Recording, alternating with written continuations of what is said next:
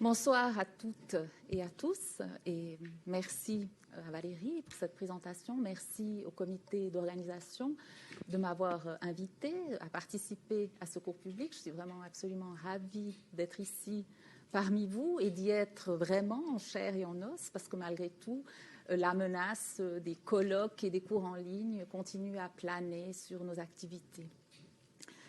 Alors ce soir, j'aimerais vous parler un petit peu de mon livre. Je vais vous présenter, disons, une partie que je compléterai en fonction des intérêts du cours. Et ce livre est un livre dans lequel j'essaye de montrer que les ruptures esthétiques et éthiques qui ont été introduites par Madame de Staël et George Sand dans l'écriture féminine en France et dans les pays limitrophes, qui ont déjà beaucoup été travaillés, eh bien, ont aussi eu un écho en Pologne. Je ne dirais pas un écho affaibli, mais un écho beaucoup plus discret, beaucoup plus subtil dans l'écriture polonaise féminine de l'époque.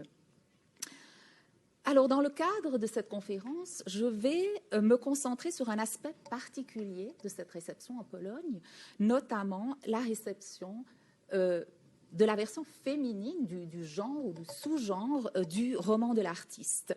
Version féminine qui a été inaugurée par Madame de Staël avec la publication en 1807 de Corinne ou l'Italie. À ce moment-là, le roman de l'artiste, de l'homme artiste, existait déjà depuis pas très longtemps, il est vrai. Il avait été inauguré à la fin du XVIIIe siècle en Allemagne.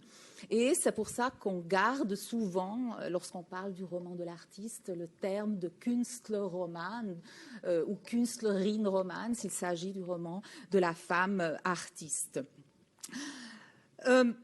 Produire ce premier roman de la femme artiste de manière quasi contemporaine au premier roman de l'homme artiste relève sans doute d'une gageure.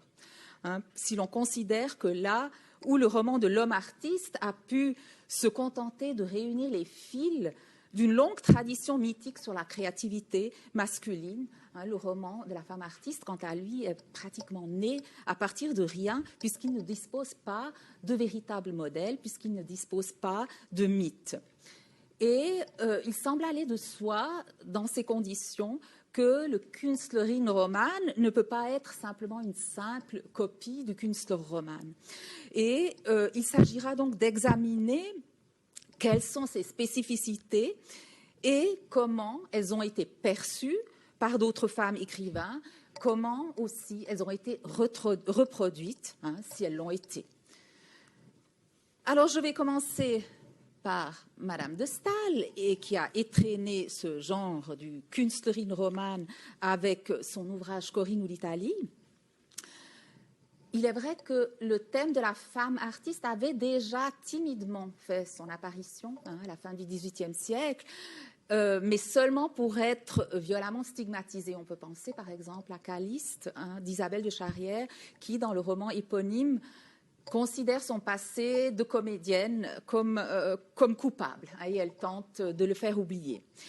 Avec le roman Corinne ou l'Italie, Madame de Staël pose véritablement une héroïne qui s'affirme sans honte comme artiste et qui assume jusqu'au bout sa profession, qui est aussi une vocation.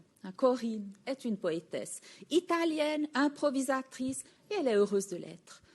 Pour inaugurer ce personnage nouveau, Madame de Staël prend cependant de multiples précautions.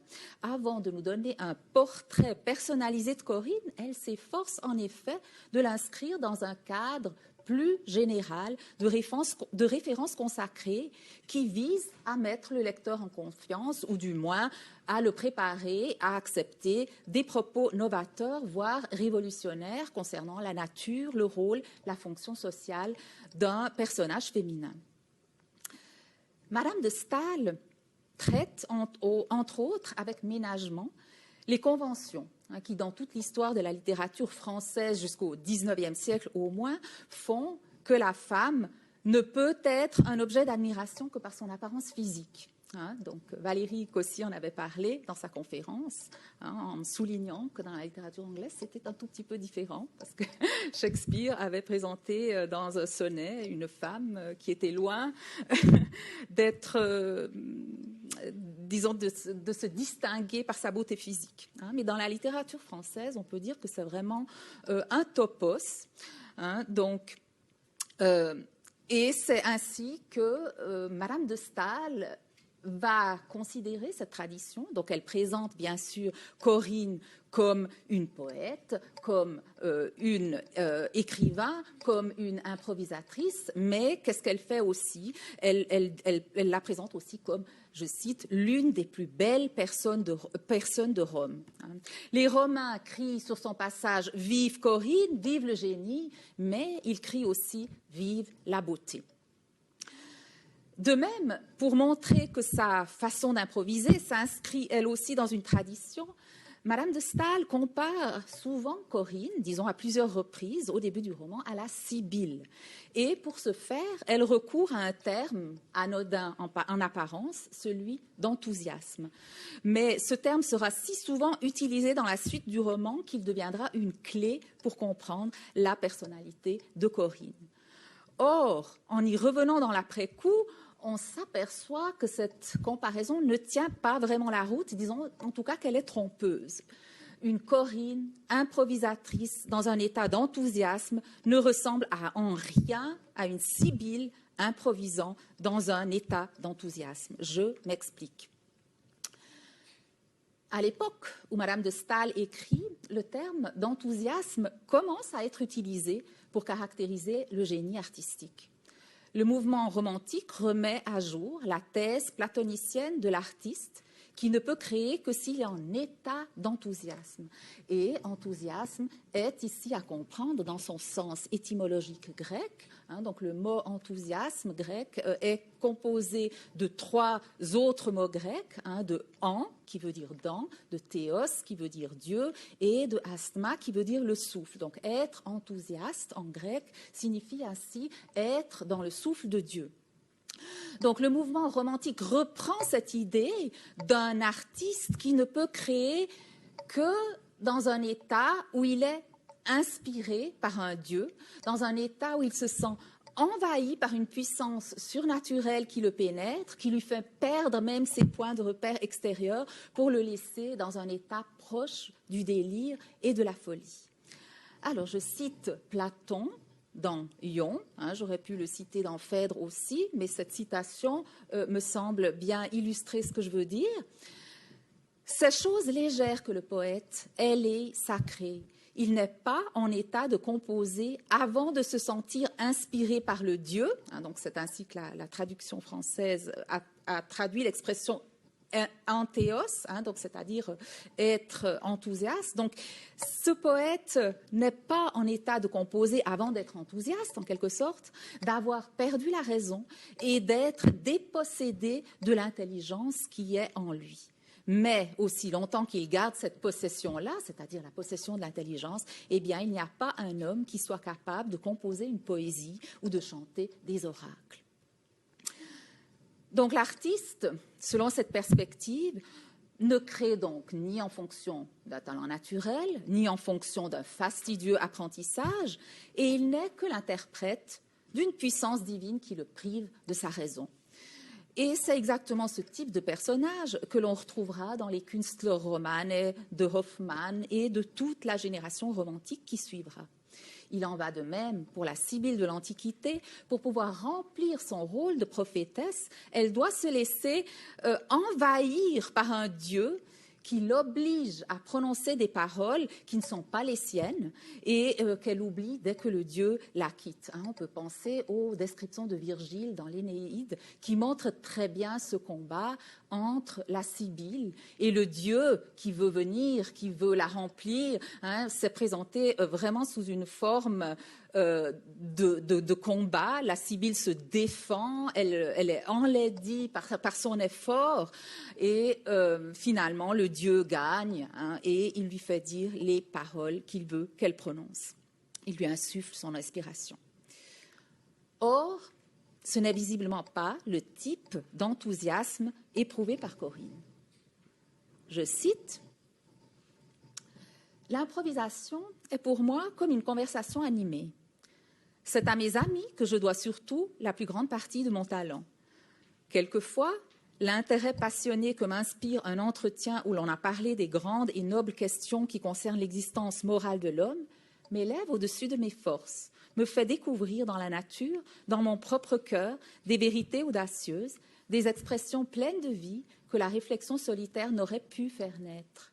Je crois éprouver alors un enthousiasme surnaturel et je sens bien que ce qui parle en moi vaut mieux que moi-même. Je me sens poète quand mon âme s'élève, quand elle dédaigne du plus haut l'égoïsme et la bassesse. Enfin, quand une belle action me serait plus facile, c'est alors que mes vers sont meilleurs. » Quand Corinne improvise, la présence d'une force naturelle est également mentionnée. Néanmoins, son état d'enthousiasme est présenté de manière clairement contrôlée et positive, qui n'a rien à voir avec la folie, ni avec la perte de maîtrise et de conscience de soi du poète platonicien ou de la Sibylle.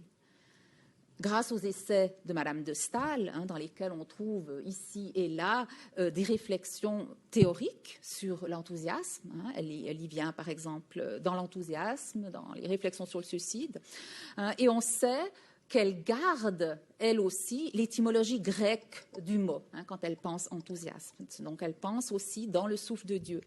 Mais le sens qu'elle en donne est différent, sans doute parce que son Dieu n'est pas un Dieu de la mythologie, mais le Dieu de la chrétienté. L'enthousiasme de Corinne en verve d'improvisation se présente comme une force raisonnable, bienfaisante et charitable qui permet de communiquer avec les auditeurs et de les rassembler dans le don de soi. Son enthousiasme est décrit comme étant à la source d'une création artistique qui se met au service de l'humanité et même plus particulièrement au service de la patrie, car Corinne, dans ses improvisations, ne cesse de célébrer les gloires passées de l'Italie pour l'encourager à devenir une république indépendante. Parce que l'époque où vit Corinne dans le roman est en effet l'époque où le nord de l'Italie est sous le joug de l'Autriche, mais bien entendu que ce joug renvoie de manière indirecte au joug exercé par Napoléon sur l'Italie au moment où Madame de Staël écrit le roman, c'est-à-dire en 1807. Donc, cet enthousiasme de Corinne peut être caractérisé comme étant un enthousiasme national.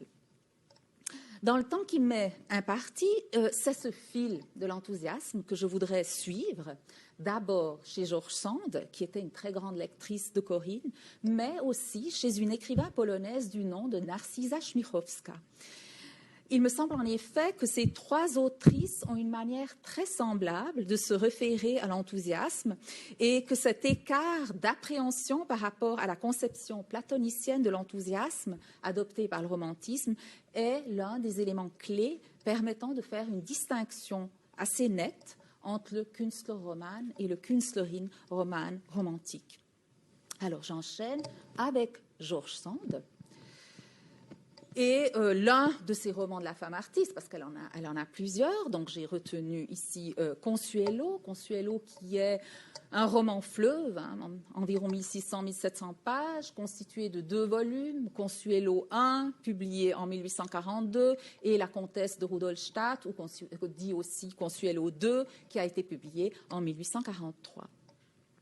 C'est l'histoire d'une jeune fille espagnole qui est nommée Consuelo, qui est orpheline, mais qui, malgré sa pauvreté, trouve néanmoins l'occasion de faire des études en musique et elle va devenir une chanteuse célèbre. En Bohême, où elle séjourne pendant un certain temps pour enseigner le chant, elle rencontre un étrange individu, Albert. Albert s'avère être un brillant violoniste capable de merveilleuses improvisations, même s'il n'a jamais étudié la musique. Et Consuelo finira par en tomber amoureuse et même à l'épouser. L'artiste Consuelo, comme l'artiste Corinne, pratique son art dans un calme souverain, pourrait-on dire, hein, dans une grande harmonie de tout son être et de toutes ses facultés, et jamais dans un abandon au hasard du caprice ou au délire de l'imagination. Qu'elle ne soit pas une actrice enthousiaste dans le sens platonicien paraît donc évident. Mais dans une grande partie du roman, elle ne peut pas non plus être caractérisée d'enthousiaste dans le sens défini par Madame de Staël, car l'essentiel lui manque. Le fondement de l'enthousiasme de Corinne réside dans le message de dignité humaine qu'elle improvise dans une relation quasi fusionnelle avec le public. Or, Consuelo est absolument incapable d'établir une union spirituelle avec le public, hein, parce qu'elle est consciente que quand elle doit chanter, elle doit refouler ses propres émotions pour satisfaire les émotions du public. Donc, elle n'est pas libre, hein, elle doit avant tout penser au public et le flatter. Donc, au début du roman, elle exprime même sa haine face au public.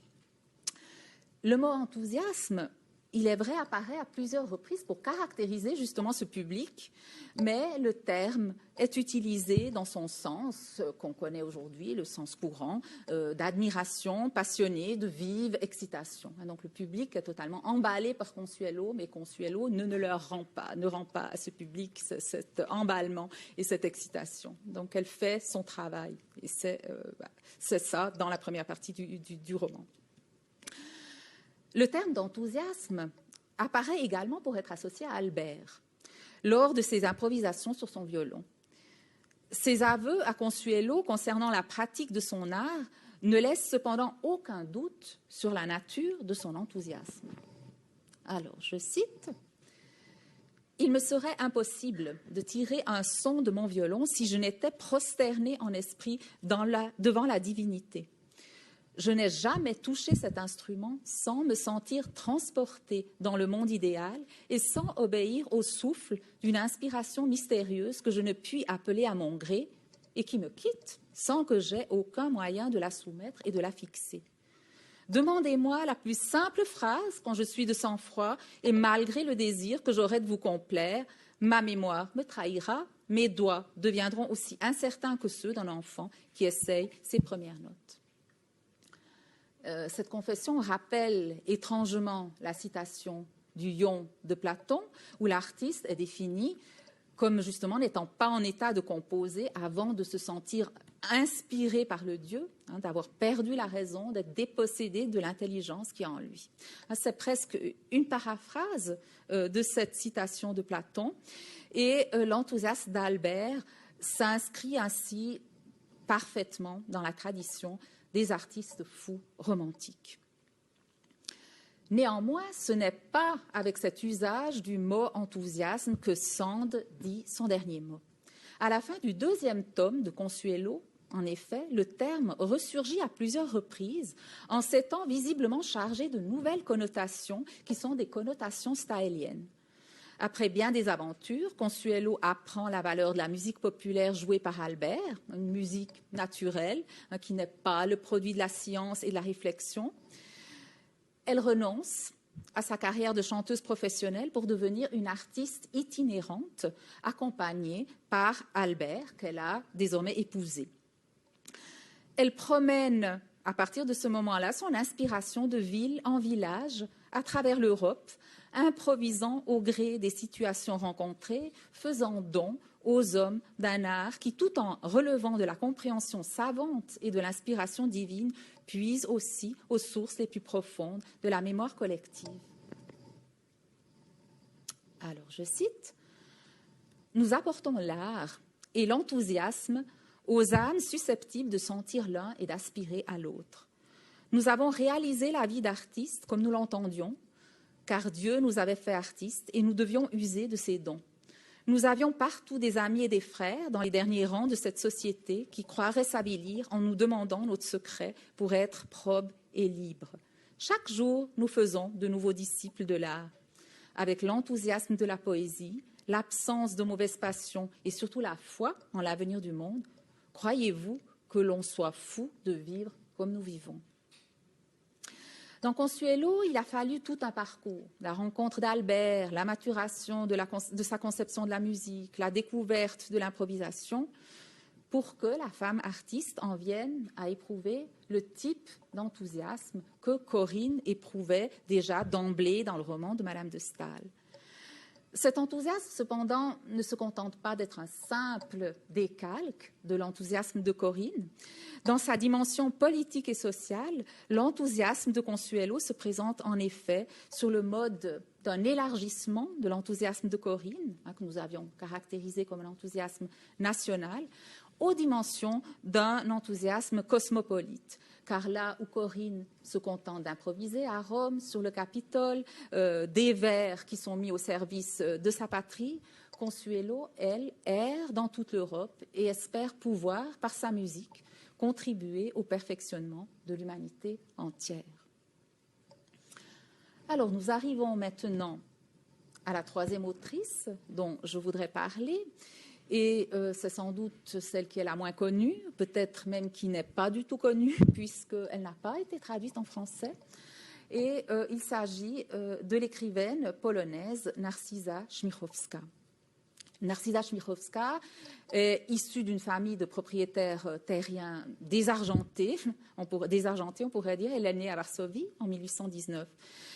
Et de même que toutes les femmes polonaise, dotée d'un certain niveau d'éducation au XIXe siècle, elle maîtrisait parfaitement le français et elle a d'ailleurs eu l'occasion de le pratiquer lors d'un séjour qu'elle a fait à Paris de 1838 à 1839 où elle était gouvernante dans une famille de la noblesse polonaise.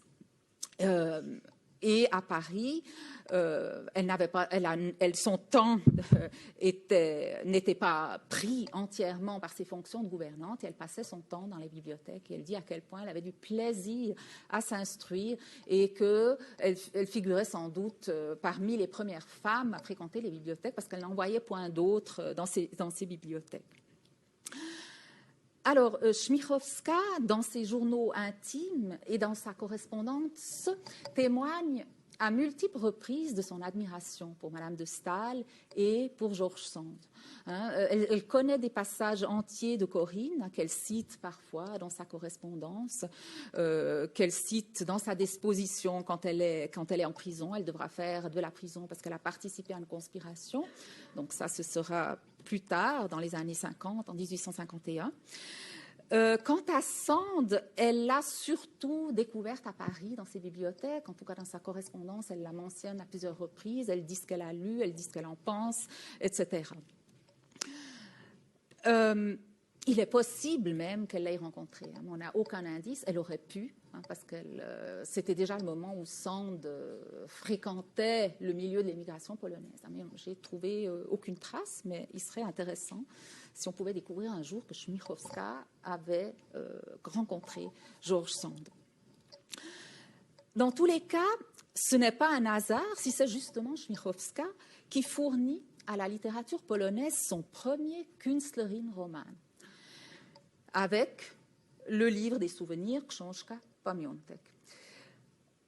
Il est vrai que la critique littéraire polonaise ne définit pas ce roman comme un roman de la femme artiste, mais le définit comme un roman de l'homme artiste, parce qu'il y a aussi un homme artiste dans ce roman.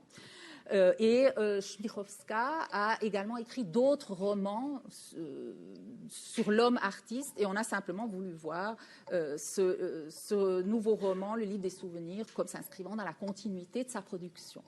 Mais, à mon avis, le rôle joué par la femme artiste dans ce roman est bien plus important pour la signification du roman.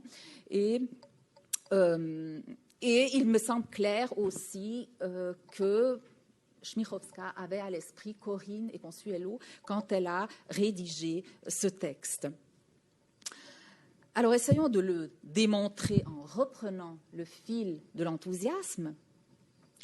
Alors, en polonais, en fait, il existe de nombreuses équivalences du mot enthousiasme envisagé dans son sens courant d'admiration passionnée. Zapał, zachwyt, żarliwość, uniesienie, podniecenie, etc. Des mots qui existent depuis longtemps dans la langue polonaise. Et dans le mouvement romantique, au moment de la remise à jour européenne, et non seulement française, de la conception platonicienne du poète inspiré par les dieux, le mot enthousiasme est également traduit par l'un de ces mots, principalement par Zappau. Et le livre de Corinne ou l'Italie de Madame de Staël, qui a été traduit dans les années 50 pour la première fois, le terme d'enthousiasme a aussi été traduit par ces termes polonais qui existent depuis longtemps. Pourtant, c'est exactement à cette époque que le mot enthousiasme, donc je le mets là au fond de la diapositive, donc le mot enthousiasme calqué sur le grec commence à faire son apparition. Et comme par hasard, c'est à Śmiechowska que l'on doit d'avoir donné une certaine popularité à ce terme. Aujourd'hui, il est courant aussi, ce terme d'enthousiasme, alors qu'il n'existait pas avant le 19e siècle. Donc, ce n'est pas Śmiechowska qui l'a inventé, il existait déjà, c'est probablement Mickiewicz qui l'a utilisé une des premières fois, ou en tout cas, c'est au début du 19e siècle qu'il a gentiment fait son apparition, mais qui n'était pas utilisé. Mais grâce à Śmiechowska, ce texte sera popularisé. Alors, cela se passe plus tard, donc en 1875, au moment où elle écrit une sorte de préface à la publication des œuvres d'une autre femme écrivain polonaise qui s'appelle Klementina Hofmanova. Et donc, elle a écrit un mot d'introduction. Et dans ce mot d'introduction, elle utilise le terme d'enthousiaste. Dans quel contexte? Eh bien, elle dit qu'elle définit le cercle de femmes qu'elle avait regroupées autour d'elle dans les années 40 comme des femmes enthousiastes, enthousiastki. Et donc, elle définit ce groupe de femmes a posteriori. Elle ne l'avait pas défini ainsi dans les années 40, du moins on ne trouve rien dans ses papiers. Alors, comment est-ce qu'elle le définit dans ce texte de 1875 ? Je cite, « Les femmes enthousiastes considéraient comme un devoir indispensable d'adopter leur comportement aux idées qu'elles représentaient. De manière générale, il n'y avait entre nos femmes aucun lien d'association ni de franc-maçonnerie secrète. Elles n'étaient liées que par une communauté de goût et d'aversion et surtout par une communauté de comportement et de conditions de vie, etc. » Je ne vais pas tout lire, d'ailleurs la citation devrait être beaucoup plus longue, mais ce qu'on peut dire en tout cas, c'est que ce portrait des femmes enthousiastes est tout sauf précis. Et il a bien sûr rapidement suscité des tentatives d'interprétation qui seront résumées et expliquées dans un livre d'une critique littéraire polonaise, Grażyna Borkowska, qui a été traduit en anglais et qui s'appelle Alienated Women. Et elle explique que ce groupe a d'abord été vu comme un groupe de femmes écrivains, puis comme un groupe de conspiratrices patriotes, puis elle-même donne l'interprétation que ce devait sans doute être un groupe de féministes avant la lettre. Quoi qu'il en soit, chacune de ces interprétations comporte certainement des éléments de vérité, quoi qu'on ne soit jamais arrivé à une conclusion définitive. Mais ce qui est étonnant, c'est que aucune de ces interprétations ne réfléchit sur l'usage du terme. D'où vient ce terme d'enthousiaste? Pourquoi est-ce qu'elle nomme ces femmes les femmes enthousiastes? Et Ursula Phillips est la première à le faire. Donc, elle le fait dans un livre publié en 2008 intitulé Śmiechowska, féminisme et religion. Donc, ce livre existe en polonais. Et qu'est-ce qu'elle fait? Elle établit un état des lieux des divers emplois du mot enthousiasme à l'époque dans les langues européennes. Et elle ne doute pas que Śmiechowska, femme très cultivée, maîtrisant plusieurs langues étrangères, ait été influencée par ces divers usages. Et elle souligne aussi que Madame de Staël, la définition de l'enthousiasme de Madame de Staël pourrait être particulièrement pertinente pour comprendre la conception de l'enthousiasme de Śmiechowska, car elle voit des similitudes en ce qui concerne le lien de l'enthousiasme avec des sentiments nobles, avec l'enthousiasme qui pousse à de bonnes actions. Hein, c'est ainsi que l'enthousiasme, l'enthousiasme est souvent associé à ces termes-là dans l'ouvrage de Corinne. Et il est vrai que cela fait aussi partie du programme éthique des femmes enthousiastes de Chmichowska. Donc ce rapprochement est absolument convaincant, hein, et j'abonde tout à fait dans ce sens, à la différence près que je ne vois pas, comme Phillips, l'enthousiasme de Madame de Staël comme s'intégrant parfaitement à l'éloge romantique du génie et de l'imagination et de la folie, mais au contraire comme étant en décalage par rapport à lui, puisqu'il est guidé, hein, comme on l'a vu, par la raison. Hein, de même, par ailleurs, chez Sand. Cet aspect réfléchi de l'enthousiasme, me semble-t-il, convient aussi aux femmes enthousiastes dont les activités caritatives, patriotiques, littéraires ou féministes sont toujours, bien sûr, le fruit d'élan du cœur et de l'âme, mais toujours d'élan contrôlés qui ne conduisent jamais à la démesure. Avant ce texte théorique, donc qui date de 1875, le terme d'enthousiaste ou d'enthousiasme avait déjà été utilisé par Chmichowska dans son œuvre littéraire, hein, notamment dans un petit roman qui s'appelle Poganka, la païenne, hein, où elle décrit deux femmes artistes comme des enthousiastes. Hein, et ce sont justement des femmes artistes qui possèdent une spiritualité, un sens éthique avéré. Mais ce qui nous intéresse plus, c'est l'apparition et l'usage de ce mot dans le roman que nous avons défini comme étant le premier Künstlerin-Roman polonais, à savoir le Livre des souvenirs, donc publié en 1847.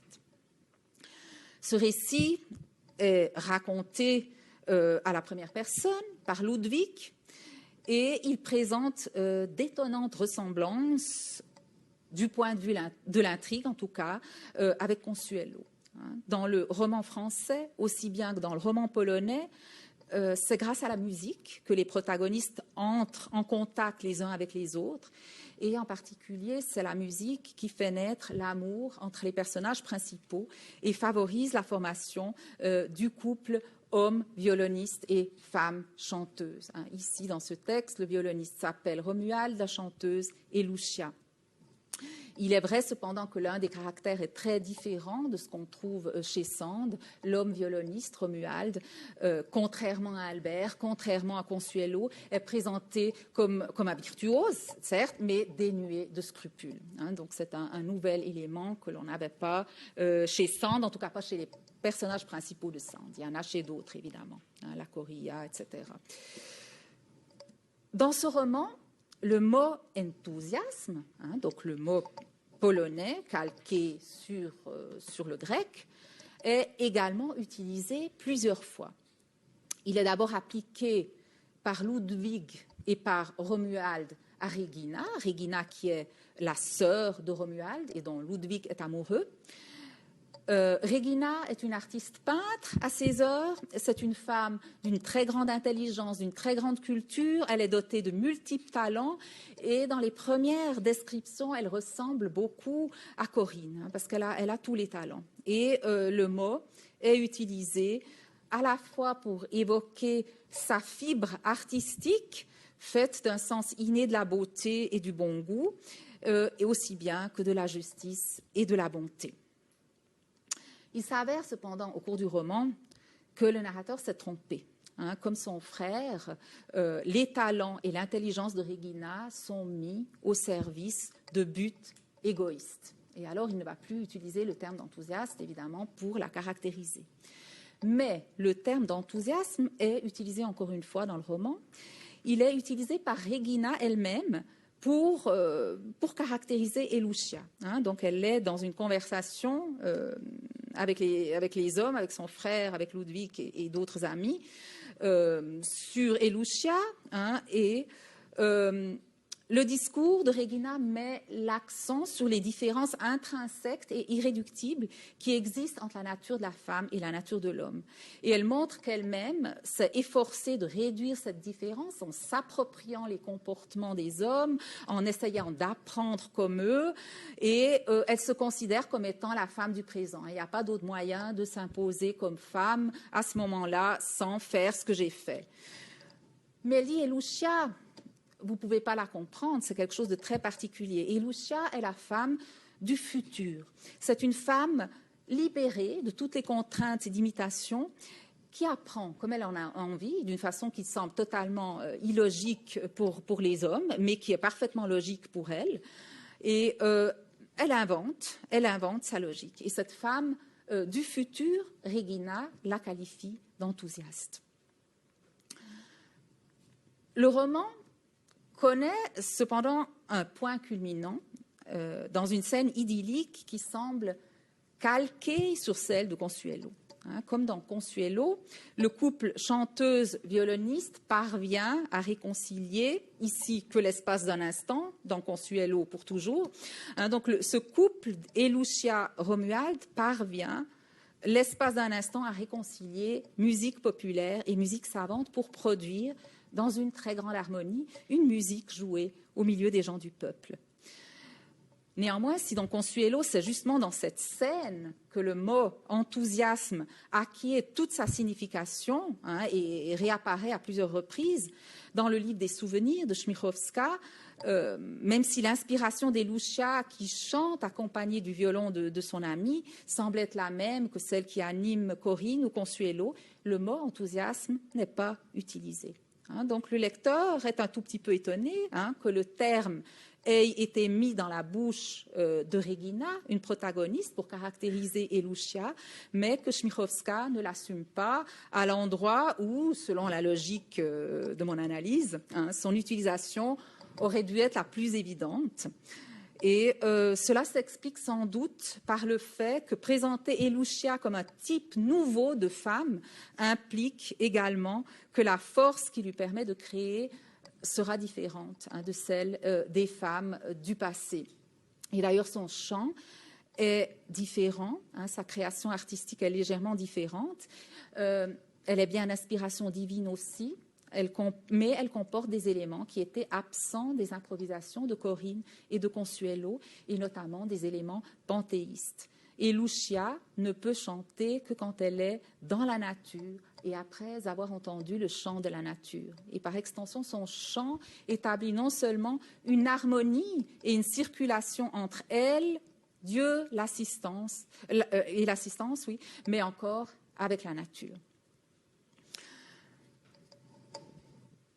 On pourrait dire que l'enthousiasme national de Corinne et l'enthousiasme cosmopolite de Consuelo, tout en ayant visiblement inspiré l'enthousiasme des Lucia, sont ici dépassés encore par un enthousiasme que j'appellerais cosmique.